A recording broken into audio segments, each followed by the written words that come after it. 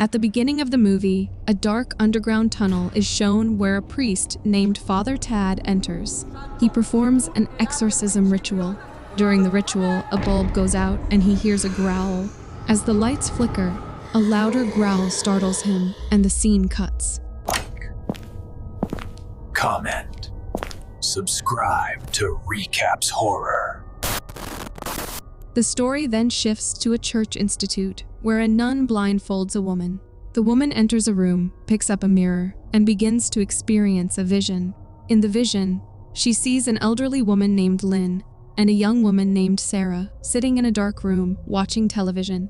As the clock strikes 12, Sarah senses a presence and expresses fear that something is watching her. She feels it has been around for a while, and that it wants her to know it's there. Lynn tells her to calm down and says when she was her age, she felt it too, but Sarah's mother helped her through it. She made her realize it was all in her head. But then one day, she found a book at a relative's house. It was about supernatural beings, dark entities. They are called leeches. Just like angels, there is one bound to the soul of every person on earth. People mostly feel them when they are alone because that is when they are most vulnerable. Day and night, they search for a way in. Sarah asks, "You really believe that?" Lynn replies, "Your mother went through the same thing. You saw how much she changed. It invaded her mind." Sarah asks, "Then why didn't she ever talk to me about it?" Lynn replies, "Because she believed the pills would make her better. She says she tried to warn her, but she wouldn't listen. If she hadn't been so stubborn, she would still be here with us. I tried to tell her. I found a way. It's like a ritual with a few steps. I did it a long time ago. It was the most terrifying moment of my life. But ever since that night, I've never felt fear again. I was set free." Later that night, we see Sarah performing the ritual.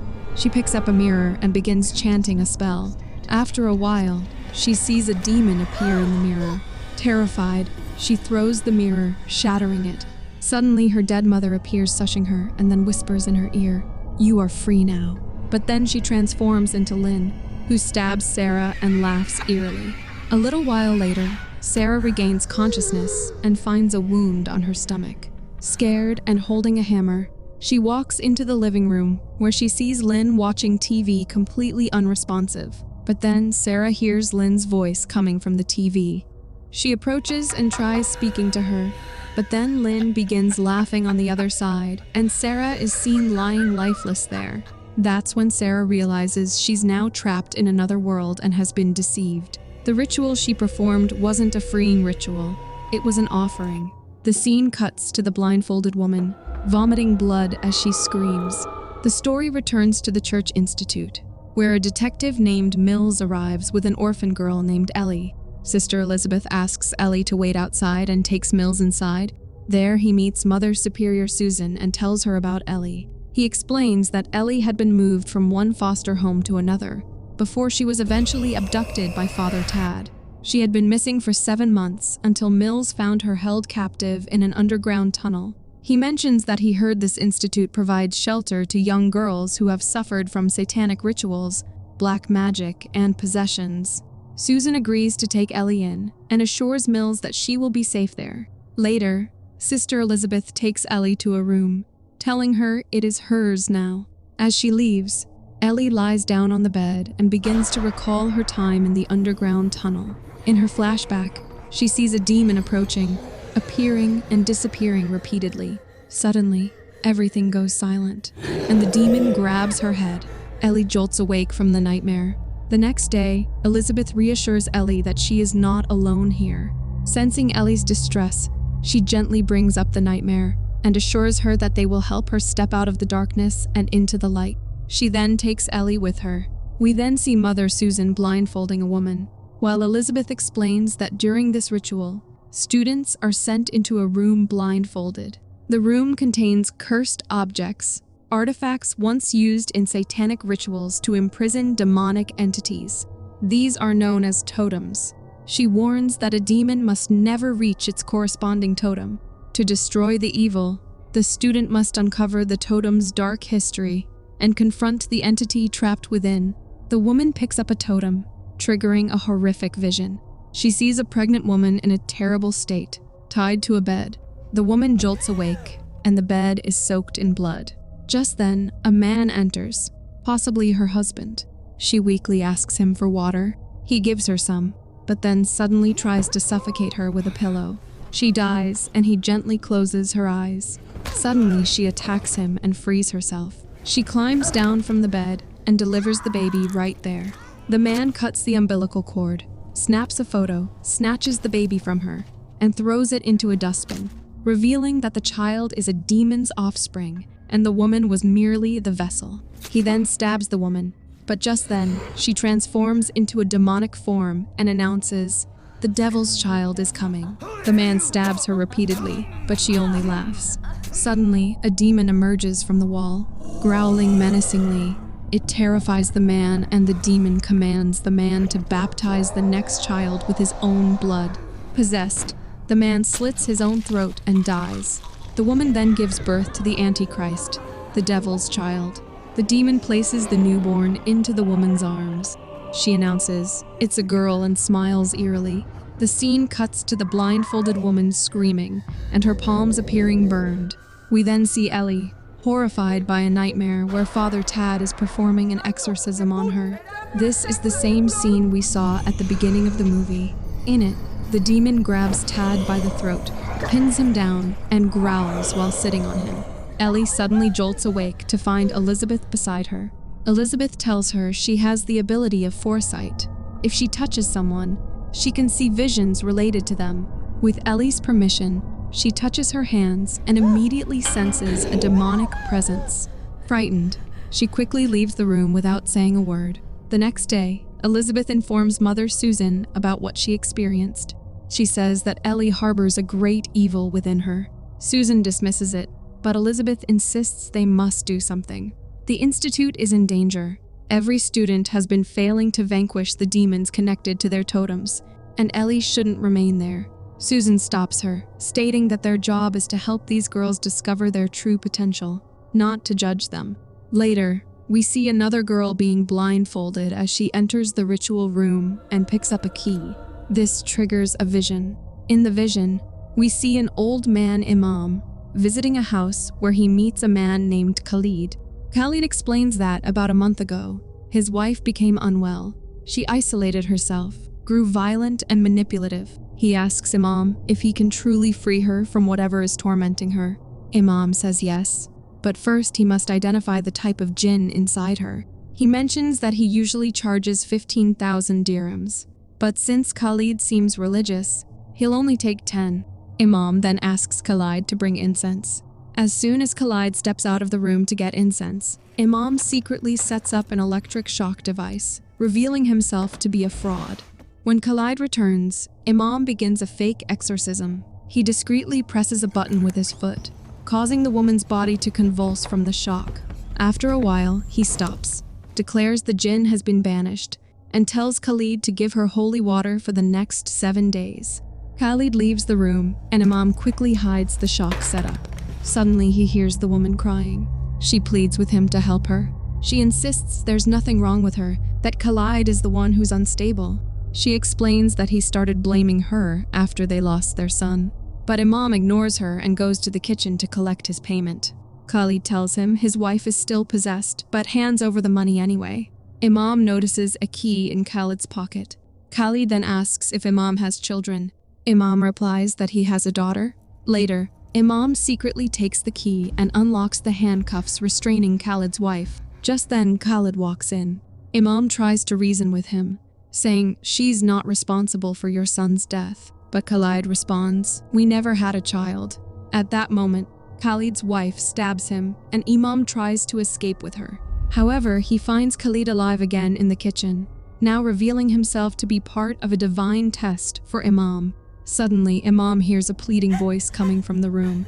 When he enters, he is horrified to find someone tied to the bed and covered with a sheet. As he pulls it off, he's stunned to see his own daughter lying there. Khalid's wife enters and says, "You still don't understand, do you? See what your weak faith has brought you? What your deceit has led to? What goes around comes around." Imam begs her to release his daughter. She coldly responds, They try to deceive God and the believers, but they deceive no one except themselves. Imam looks back. His daughter is gone. He rushes out and finds Khalid's dead body again. As he opens the door to escape, he is stunned to see only darkness beyond. He is trapped. The blindfolded girl emerges from the room and collapses, foaming at the mouth. We then see Ellie praying in her room when she suddenly hears a haunting voice. As she turns around, the demon appears before her, out of nowhere. A flashback reveals the demon attacking Father Tad. We see that the demon has possessed Ellie. It's actually Ellie sitting on Tad, killing him. Back in the present, Ellie lies unconscious, but suddenly her eyes snap open. They now look demonic. Next, we see another girl being blindfolded. As she enters the room, she picks up a cross-shaped locket. This triggers a vision, a story about a girl named Alice who was having an affair with a man named Luther. The scene shifts to Alice's home, where a group of religious women has gathered. Among them is an elderly woman who leads the group. You're still watching? Good. Like, comment, and subscribe to Recapss Horror. As they begin to pray, one of the women, Rhonda, emotionally reveals that her husband no longer loves her. In fact, she suspects he's having an affair. Hearing this, Alice becomes visibly uneasy. She excuses herself and goes to the kitchen to calm down. When she returns, she finds the room empty. Suddenly, Alice hears the voice of the group leader through the baby monitor. Alice rushes to check on her baby, only to find the crib empty. She runs downstairs searching for her, but the house appears deserted. Just then, the women reappear. They ask Alice to sit and confess her sins in return of her child. Alice admits that she has been neglecting her husband Walter, never really wanted a child, and doesn't believe she's a good mother. But the women seem to be expecting a different confession, something deeper. Alice goes silent. That's when Rhonda pulls out a cross necklace she found in her husband Luther's pocket. It's the same necklace that belongs to Alice, revealing the painful truth that Alice had been having an affair with Rhonda's husband. Alice finally confesses everything. The group leader hands Alice a book filled with chants to seek forgiveness from God. As Alice starts reading, the book slips from her hands. The women begin chanting for her, but Alice's expression changes. Her demeanor darkens. The leader suspects she is possessed by a demon and strikes her to try to force it out. Just then, Alice hears Cora crying again and follows the sound into a dark room. One of the women, disturbed by what's happening, threatens to call the police, but the leader knocks her unconscious. The remaining three enter Alice's room, where they find her hiding under a sheet. When they pull the sheet away, Alice is revealed in a terrifying demonic form, and this is where the story of this totem ends. The blindfolded woman appears normal at first, suggesting that perhaps the ritual was successful. But as soon as her blindfold is removed, we see that her eyes are burned and damaged, indicating that the ritual has failed once again. The scene cuts to Elizabeth researching the demon inside Ellie. She learns its name is Elitzamir, a demonic chairmaster and gatekeeper of hell. He can only be banished by breaking the cross that binds him to the mortal plane. Realizing it's in the dark room, Elizabeth rushes off. We then see Ellie being blindfolded. She enters the room and discovers a blood-stained clerical collar, a new totem, and thus begins the final vision. We're introduced to Noelia, her husband Ramon, and their son Rafael. Their daughter Monica has become possessed, prompting them to seek help from a priest named Adolfo. When Adolfo arrives, Ramon sees him as a waste of time. Noelia, however, explains the full situation, including the recent incident where Monica attacked her brother Rafael. She even shows Adolfo the injuries. Adolfo suggests it could be a psychological issue, but agrees to see Monica. Monica is tied to her bed. She calmly insists that she's perfectly fine. Clearly unprepared, Adolfo pulls out his phone and starts Googling exorcism chants, a clear sign that he isn't a real priest. He awkwardly recites a few random incantations, but nothing happens. Eventually, he declares Monica to be normal and unties her. As he hugs her reassuringly, Monica whispers, "I'm sorry." Suddenly, the crucifix on the wall rotates upside down as blood oozes from its center. Paintings fall from the walls, and in an instant, all three family members transform into horrifying demons. The door slams shut. In the final moment of the vision, Noelia is seen throwing Adolfo's blood-stained clerical collar onto a pile of others, revealing that many fake priests had come before him, all meeting the same gruesome fate. Back in the present, Ellie removes her blindfold and notices the cross. She slowly approaches it. Meanwhile, Mother Susan grows suspicious of the delay. At the same time, Elizabeth rushes in, yelling for them to stop the ritual, revealing that Ellie has been possessed the entire time. The demon within her always knew its totem was hidden inside the dark room. Just then, Ellie emerges in a fully possessed state and tries to destroy the cross. Elizabeth intervenes.